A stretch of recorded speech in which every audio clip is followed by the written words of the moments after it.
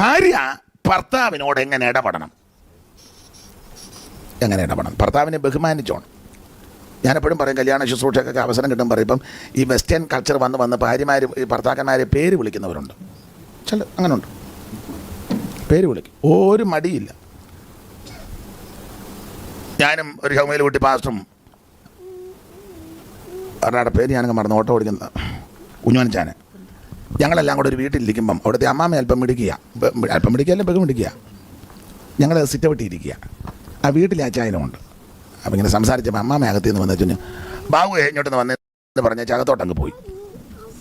അപ്പം ഞാൻ വെളിയിലോട്ട് നോക്കി, പണിക്കാർ വലിയൊരു അവിടെ തെങ്ങിന് തടം എടുക്കാനോ ഇല്ല ഞാൻ. അപ്പം ചുമലൂട്ടി എന്നെ വിളിച്ചു പറഞ്ഞു, പുള്ളിയെ വിളിച്ചാന്ന് പറഞ്ഞു. പുള്ളിയെ വിളിച്ച ഭർത്താവിനെ വിളിച്ചതാ, ബാബു എന്ന് തീർത്താ വിളിച്ചത്. നമ്മളെന്നെ വായിച്ചാ അല്ലേ? അങ്ങനല്ലേ?